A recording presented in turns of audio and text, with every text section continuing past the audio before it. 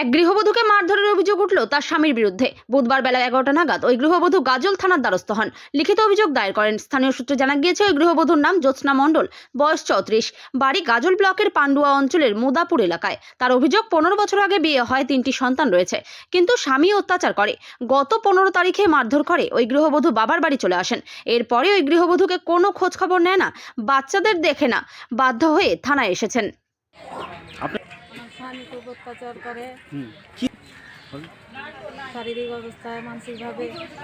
রাত্রেবেলা রাত 12টা 1টার দিকে মারধর করে,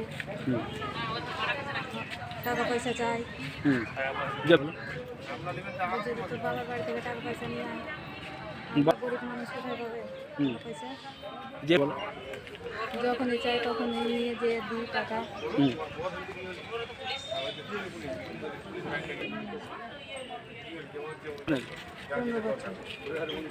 15 বছর আগে বিয়ে হয়েছে, 3টা ছেলে মেয়ে। মেয়েরা আমার বাবার বাড়িতে দাঁড়িয়ে দিয়েছে। তো এখন কোথায় আছেন বর্তমান? বাবার বাড়িতে। কবে আসছেন? কবে মেয়ে তারিখে? হ্যাঁ, 16 তারিখে। কেস করবো, জেল খাটাবো।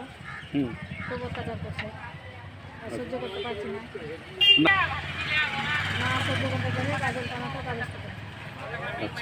কি শ্যামকুমার মণ্ডল। শ্যামকুমার মণ্ডল কি করেন তিনি? গাড়ি চালায়, কি গাড়ি চালায়? বড় গাড়ি, লরি। আপনার নাম? জ্যোৎস্না মণ্ডল। হ্যাঁ, জ্যোৎস্না মণ্ডল। ক্ষতিকারক প্লাস্টিকের ক্যারিব্যাগ বর্জনের নির্দেশ দিয়েছে সরকার। চারিদিকে চলছে সচেতনতামূলক প্রচার কর্মসূচি। রায়গঞ্জেও তার ব্যতিক্রম নেই। ক্ষতিকারক প্লাস্টিক পরিবেশকে চরমভাবে দূষিত করছে। এর থেকে নিস্তার চাই। তাহলে উপায় কি? চিন্তা নেই, রায়গঞ্জে চলে এসেছে বিকল্প ব্যবস্থা। সবার জন্য সুখবর।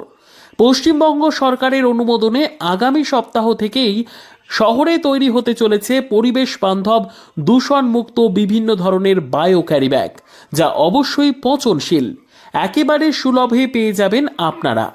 আগ্রহী বিক্রেতা ও ডিলারশিপের জন্য অতি সত্বর যোগাযোগ করুন আমাদের সাথে।